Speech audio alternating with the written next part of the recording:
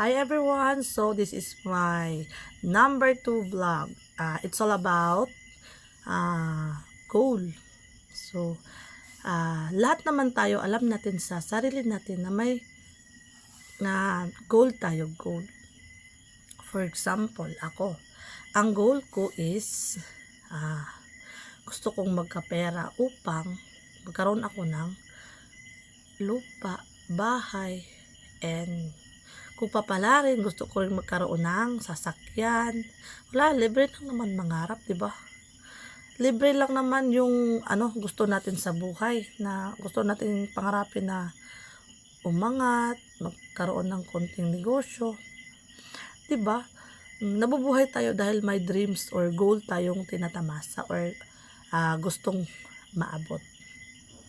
So ikaw ba, naisip mo rin ba kung ano ang goal mo? Ano ba ang goal mo? I-comment mo dyan sa baba. Ako, ang goal ko, gusto kong marating yung dreams ko na kahit hindi yumaman, pero yung bang katamtaman lang. Lahat naman siguro tayo nagnanais na lumuwag-luwag sa buhay. Diba? Diba guys? Lahat tayo may gustong maabot. So bago marating ang goal natin or ma-successful tayo, so kailangan na may determinasyon, pagtsatsaga. So kailangan matyaga tayo, masipag tayo, and magtrabaho tayo at savings para doon natin ma-provide ang ating mga pangangailangan sa goal natin. So dapat pagtyagaan. For example, dito sa Pilipinas, 6 years or more than 6 years akong nagtatrabaho, pero hindi pa rin sapat.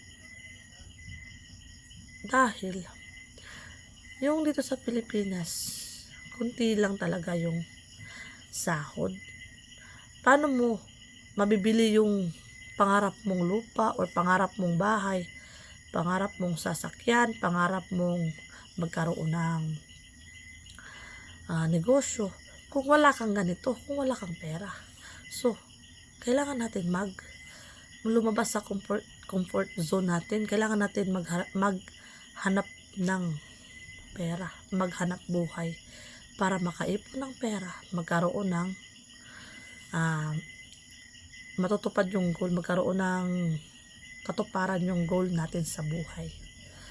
So isa lang ang dapat gawin: magtiyaga, magtrabaho ng tama, mag-savings, and take note, dapat ipag-pray kasama na yun. Dapat mag-pray ka lang lagi sa Panginoon, dahil tutulungan ka ng Panginoon upang makamit mo yung pangarap mo. So guys, tiyaga lang, dasal, tiwala sa sarili. Alam ko may awa ang Diyos. Makakarating din tayo sa mga pangarap natin na buhay, or luwag-luwag din yung kailangan. Luluwag tayo sa sa buhay. Dapat pagbaon tayo ng pagsasakripisyo, pag-uunawa, at higit sa lahat, tiwala lang sa sarili na kaya mo. Lumaban ka, magtrabaho ka ng maayos, mag-savings ka, tsak matutupad yung goal mo. Kagaya ko, may goal ako, pinagpipray ko, pinagkatrabahuan. Kasi mas maganda yung may nakikita ka sa mga pangarap mo, may nakikita ka sa pinagpaguran mo. Ako, dami ko pang gustong marating sa buhay, pero kailangan talaga magsipak, magtiyaga. Then dapat magtrabaho ng may pasensya, sandamakmak na pasensya. Tapos i-goal mo yung dapat makamit mo yung magkaroon ka ng sarili mo na bahay ba, lupa pa, o ano pang gusto mong makamit sa buhay.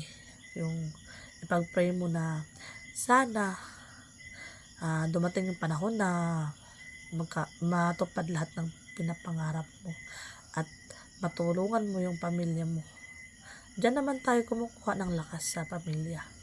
Ang pamilya ang isa sa mga rason kung bakit tayo nakikipag-sapalaran, kung bakit tayo may goal na tinatahak. So guys, I hope na ipag-pray natin or i-claim natin lahat-lahat ng mga pangarap natin sa buhay ay matupad. And tiwala lang sa sarili. Makakamtan din natin lahat-lahat ng pangarap natin. Wala pang 50, magkakaroon tayo ng goal, katuparan sa pangarap. Magtiwala ka lang, di ba? So, if you like this, share and comment down below kung may goal din ba kayo sa buhay nyo. Ano-ano yung goal nyo. So, ipag-pray natin yun. Inshallah, matupad lahat ng mga pinapangarap natin sa buhay. Kahit hindi man tayo nakapagtapos o ano man yan, dapat magtrabaho lang tayo ng maayos. Gagagantimpalaan tayo ng Panginoon. Diba? Sige, paalam.